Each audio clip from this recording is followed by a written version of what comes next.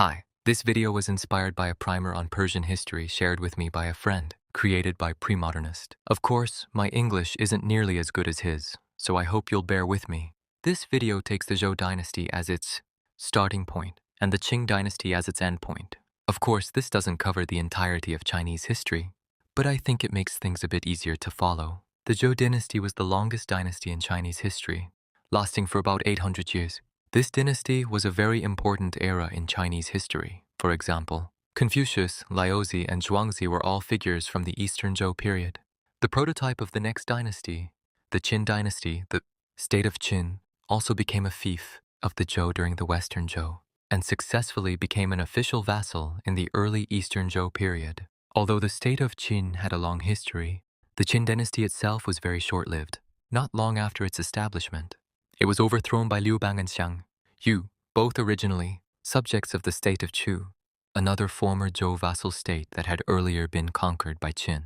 After that, Xiang Yu proclaimed himself Ba Wang, meaning the foremost among all kings. Although he outwardly showed respect to his puppet emperor, Emperor Yi of Chu, in reality he merely used him as a pretext to enfief the various kings.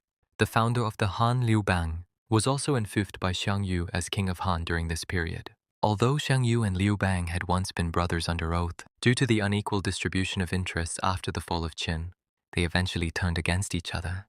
In the end, Liu Bang replaced Xiang Yu as the ruler of China and established the Han dynasty. Later, a Han official named Wang Mang usurped the throne and founded the short-lived Qin dynasty. The period from the founding of the Han to the establishment of the Qin is known as the Western Han, while the period after the restoration of the Han is called the Eastern Han. In the late Eastern Han period, three major warlords, Liu Bei, Cao Cao, and Sun Quan, gradually turned their territories into three empires, each claiming to have inherited the mandate of heaven from the Han. Later, the Sima clan, an elite family within the state of Cao Wei, which had been founded by the son of Cao Cao, based on his power base, unified these three empires, ended the Three Kingdoms period, and established the Jin dynasty. The Jin was later heavily struck by Liu Yuan, Xiongnu noble who claimed that his maternal lineage could be traced back to the Han imperial family, and therefore, like Liu Bei, he had the right to restore the Han. He founded the Hanzhao, and this marked the end of the Western Jin era. The rump state that followed is known as the Eastern Jin. The Three Kingdoms period is extremely well known in China.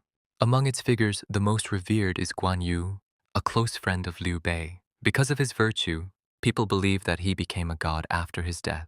For example, during the Ming dynasty, his official title was Sanjiefu Mo Dadi Shenwei, Yuanzhen Tianzun Guansheng.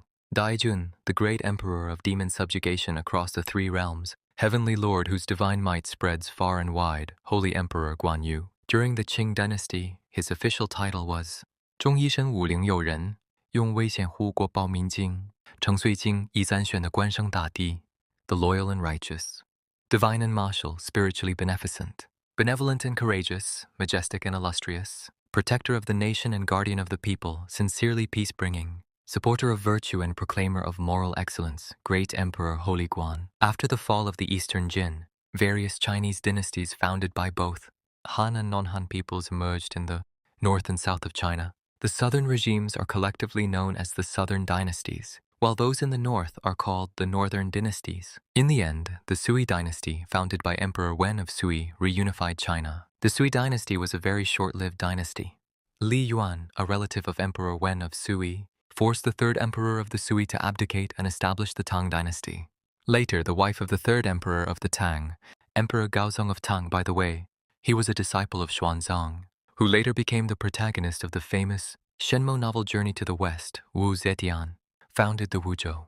After her son regained power, he chose to recognize his mother's status as a former emperor, but as an emperor of the Tang, and she thus became the only female Chinese emperor officially recognized by standard historical records. After the fall of the Tang dynasty, 5 successive dynasties rose in turn, but each of them controlled only a relatively small territory.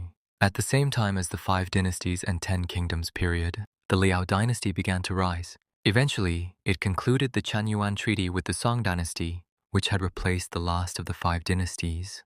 The later Zhou, both sides, recognized each other's emperor as a legitimate emperor, although their interpretations differed.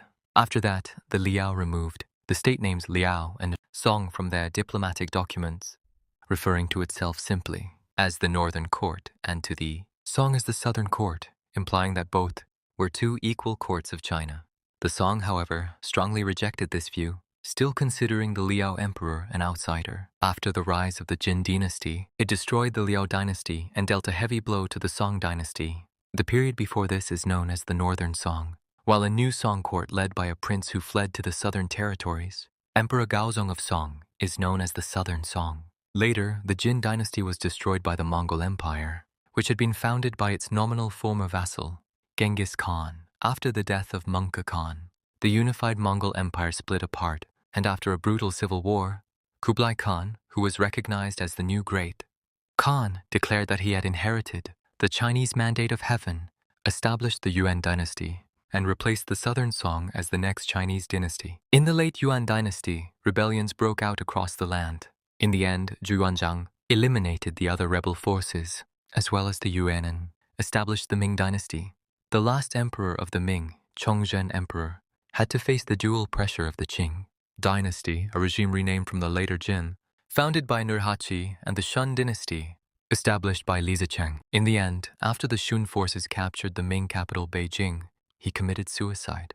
The Qing then took the opportunity to enter Beijing under the pretext of avenging the Ming. After recognizing the weakness of the Ming's rump regime, the Southern Ming, it declared that it had avenged the Ming, and thus inherited the mandate of heaven, and subsequently eliminated all Southern Ming lords except the Zheng family, becoming the next Chinese dynasty. After that, the Zheng family was gradually destroyed by the Qing as well. And that's where this story will pause for now. Thank you very much for watching. Finally, I'll show you a passage from a prayer by the founder of the Ming to the highest-ranking Confucian gods, Shangdi and Hotu. By the way, Confucian gods are traditionally often interpreted as impersonal deities, only symbolically considered to have a familial relationship with the emperor. This is also a traditional interpretation of the title Son of Heaven, so-called. The supreme ruler has heaven as his father and earth as his mother, the sun as his elder brother, and the moon as his elder sister. I'll probably upload a version with my own voice later. This one uses AI voice, so I apologize for that.